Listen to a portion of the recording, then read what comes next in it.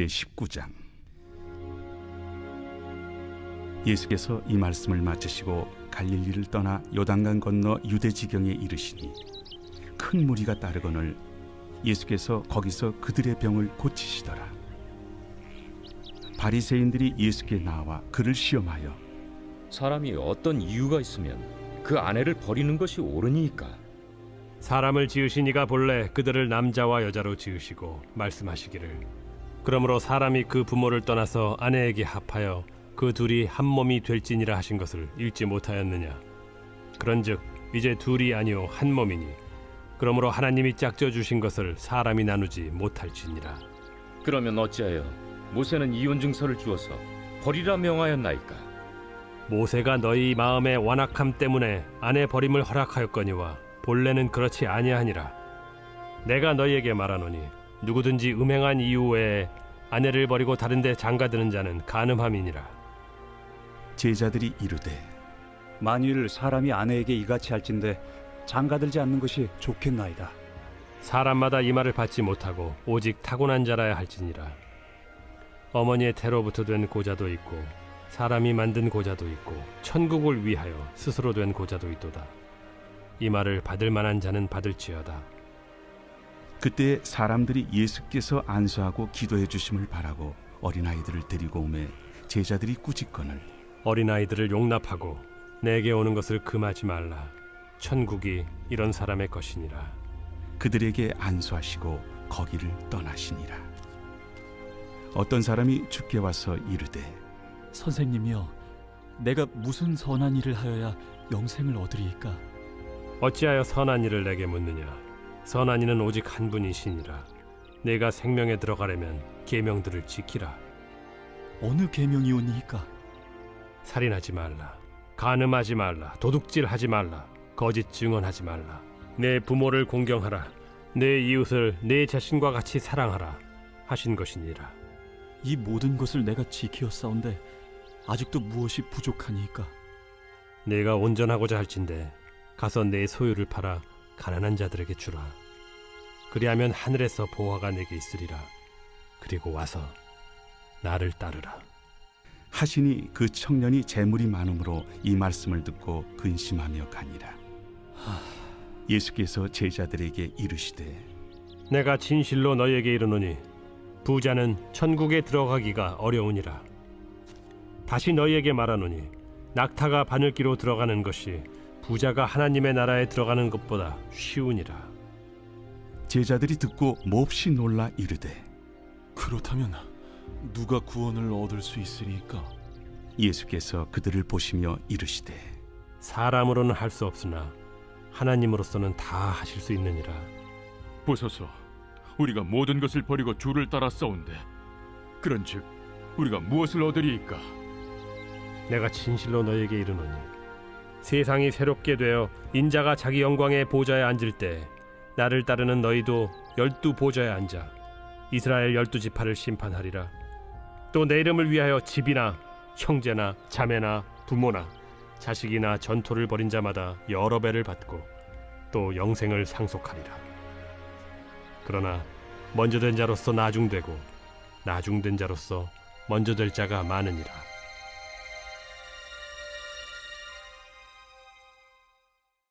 오늘 보신 마태복음 19장에는 아주 중요한 주제가 나옵니다. 영생을 어떻게 얻을 수 있냐 하는 것입니다. 16절을 보면 한 청년이 나오는데요. 이 청년의 이름은 없고 특이하게도 이 청년이 어떤 사람인지가 정확히 밝혀져 있습니다. 어떤 청년입니까? 바로 재물이 많은 청년입니다. 그런데 이 재물이 많은 청년이 예수님께 이렇게 질문합니다.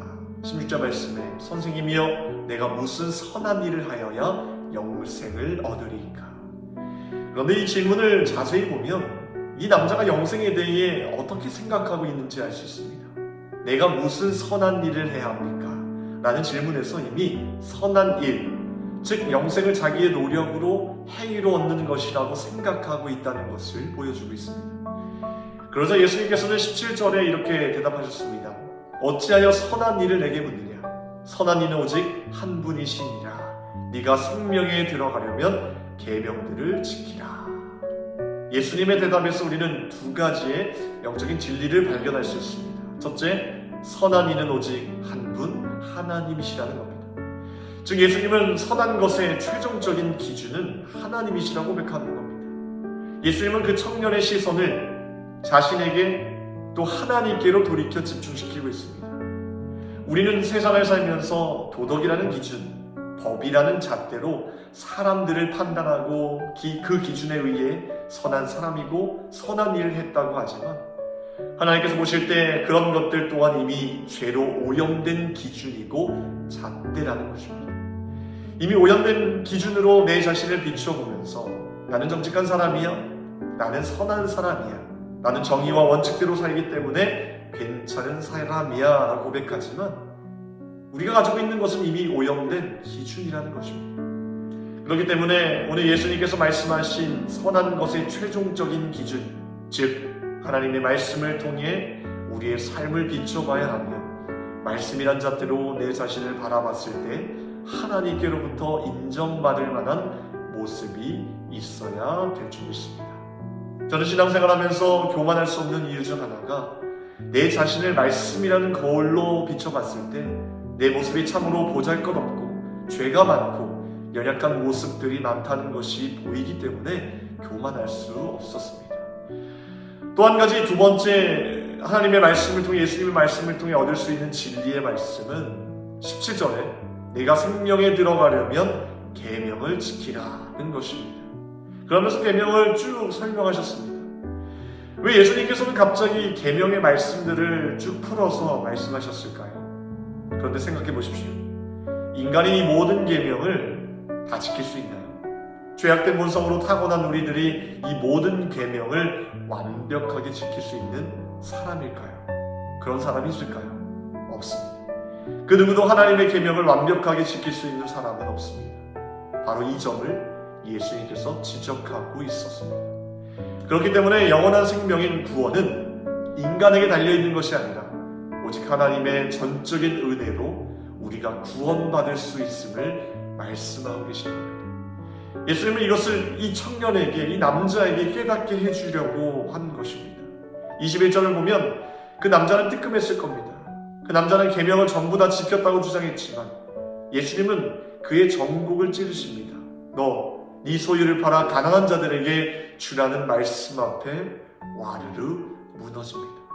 그 남자는 스스로 계명을 다 지키고 있다고 생각했고 완벽하다고 생각했지만 이미 물질을 하나님보다 높게 생각했었던 그 마음을, 물질을 우상으로 생각했던 그 마음이 이미 첫 계명을 어기고 있다는 것을 예수님은 지적하고 계셨기 때문입니다. 저와 여러분들은 정말 행복한 사람이라 생각합니다. 왜냐하면 오늘 주신 말씀대로 구원은 전적으로 하나님께 달려있다는데 그 은혜가 지금 여기 계신 모든 분들, 오늘의 말씀을 듣고 계시는 모든 성도님들 가운데 이미 임재하고 있으니, 그 은혜를 누리고 있으니 우리는 얼마나 행복한 사람입니까? 이 은혜를 날마다 체험해야 될 줄 믿습니다. 누려야 합니다. 깨어서 그 은혜에 감사해야 하며 감격해야 합니다.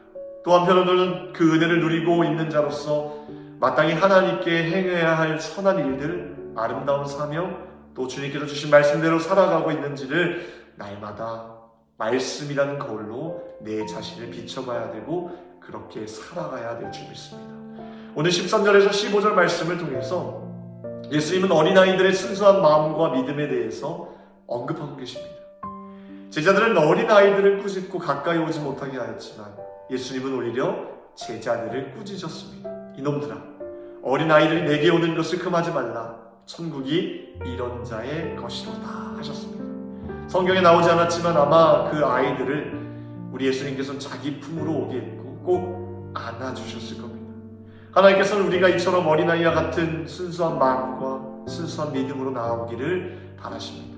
그런 마음으로 우리가 이 시간 기도한다면 반드시 하나님께서 응답하여 주시고 더 좋은 것으로 갚아주시는 우리 좋으신 하나님을 만나게 될 줄 믿습니다. 기도하겠습니다.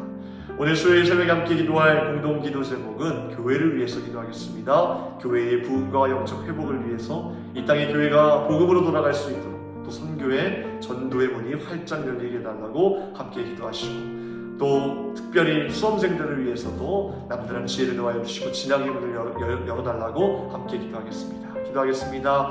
사랑해 주님 감사합니다. 주님의 전적인 은혜로 우리를 구원하여 주심을 감사합니다. 그 은혜를 통해서 우리의 삶이 변화되게 하여 주시고 말씀이 우리 삶의 기준과 잣대가 되어서 날마다 오염되지 않는 주님의 능력의 말씀을 따라 살아갈 수 있도록 도와주시옵소서. 교회를 위해 기도합니다. 하나님 교회의 영적인 부흥을 허락하여 주시고 전도와 선교의 문을 열어주시옵소서. 세우신 주의 사장 목사님 강건하게 붙들어 주시며 말씀의 능력을 지갑들 도하여 주시옵소서. 하나님 특별히 수험생들 지혜를 더하여 주셔서 마지막까지 승리할 수 있도록 도와주시고 진학의 문을 열어주시옵소서. 감사드리며 예수 그리스도의 이름으로 기도합니다. 아멘.